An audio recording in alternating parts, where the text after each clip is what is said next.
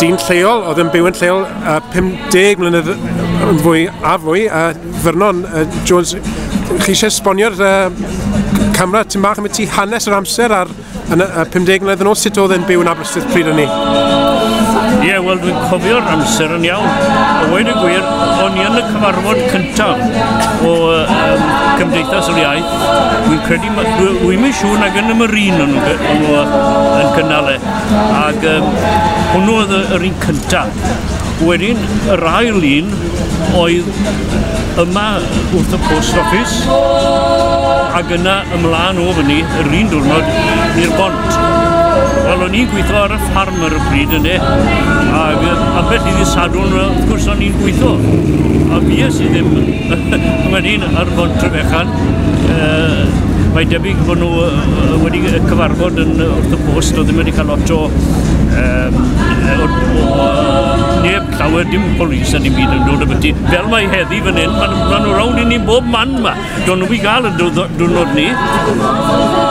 A wedyn, fe awd i'r home cafe a meddwl beth i'n neud nesaf. A mae'n debyg o ran hanes, nag yw hwn yn wedi dod allan yna. Ond nhw'n meddwl, le awn i nesaf, a meddwl Lynn Owen Rhys, gohebydd efo'r Camera News ar y pryd, neu falle Western Mail oedd e. Wedodd e, pam newch chi Bont Trefechan a dal y traffig o'n i.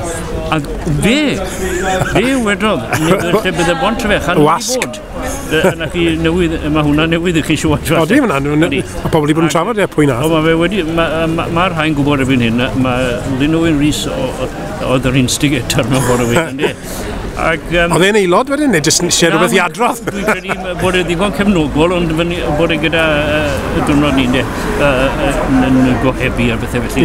A wedyn mynd mewn gyda yn ei canol, wrth gwrs. Ac yn nabod rhan fwyaf yn nhw'n siŵr yna. Wedyn,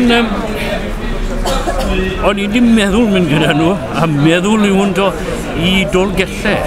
Achos fyny fi oedd y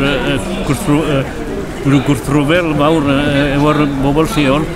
Ac o'n i byth yn sal yr adeg ni, o'n i'n gweithio ar y tir a'n gewch o'n i'n iach yn e, ond o'n i yn sal wirion efo'r gwddwg tost es i'n mynd o Gellau.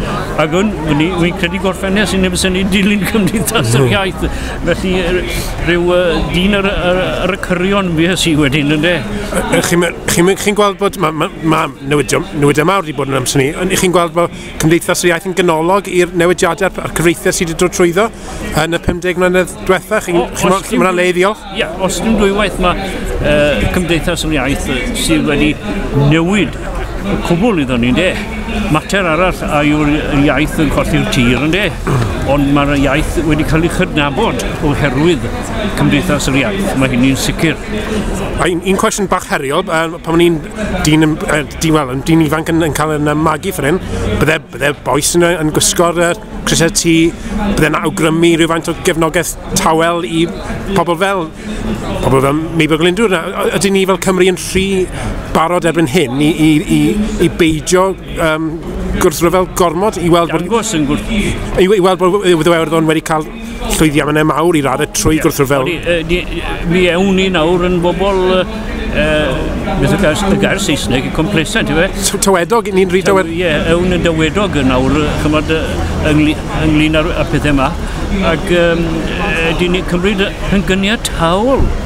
Dyna fel dwi'n gweld i fel gyda'r blynyddoedd diwetha nawr, bod ni'n cymryd yn gyniad tawl bod yr iaith yn ddiogel a bod ni yn swyddogol, felly ar rhain, swyddogol iawn, fydden ni'n credu erbyn hyn yn de.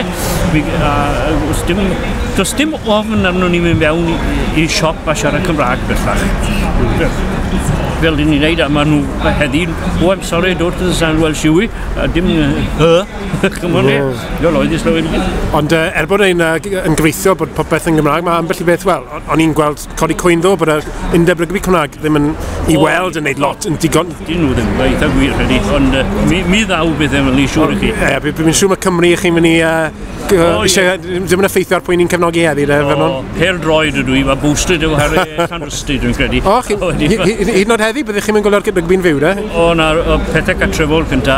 Os oes gyda chi dîm rhywbeth yn y pentre, dîm pentre dwi a dwi'n cefnogi'r pentre cynta. Gret, diolch yn fawr o'ch amser, Vernon. Pob hwyl. Croeso.